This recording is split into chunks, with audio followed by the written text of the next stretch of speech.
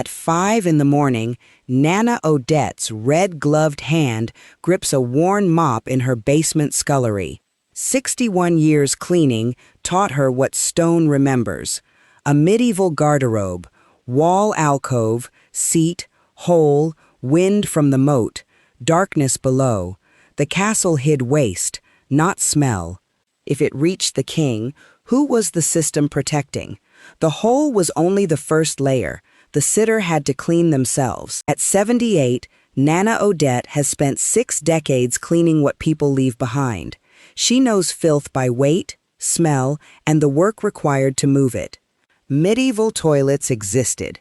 They were seats, chutes, pits, wiping materials, and workers. We will follow them through the Gong Farmer and the royal bedchamber.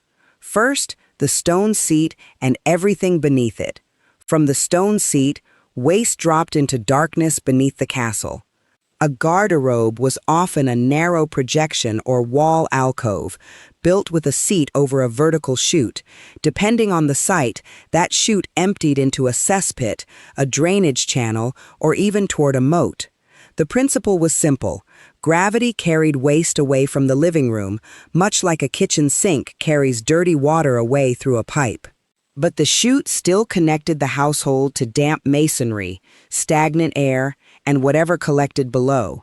If the pit filled, the system slowed. If the wind changed, the smell climbed back. And that was not even the biggest surprise. Cold stone held moisture. Poor ventilation trapped odors. Flies moved between waste and food. Overflow could reach floors, foundations, or nearby water. Nana would recognize the difference immediately. Removing what you can see is not the same as removing the problem. The garderobe protected the room first, and the people cleaning, emptying, and living near the waste second. Moving waste away from the body solved one problem, but it made the next one unavoidable.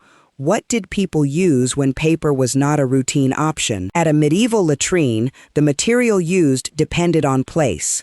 Options included moss, hay, or straw near stables, water where available, and scraps of cloth washed for reuse in some homes. There was no universal medieval wiping method. The evidence does not support the image of every person passing one identical rag from hand to hand. Cloth appears in some records, but it was one option among several. That mattered because cloth saved money and material. Properly washed and dried, it could be reused. Left damp or poorly cleaned, it carried contamination through crowded homes and shared privies.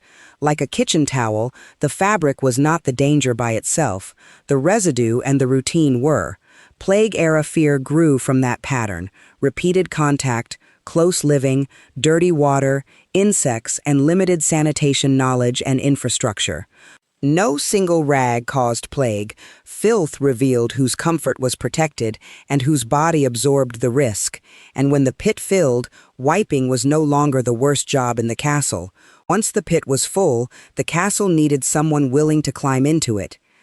A Gong Farmer was a laborer hired to empty privies and cesspits at night while people slept. He carried ladders and buckets into darkness, tested unstable footing, and worked by touch when the air could not be trusted. Toxic gases could overwhelm him. A slip could break a leg or infect a wound. The danger was part of the job. A castle privy was like a blocked drain under a kitchen floor. Comfort above depended on someone opening what everyone else wanted sealed. The pay could be unusually high.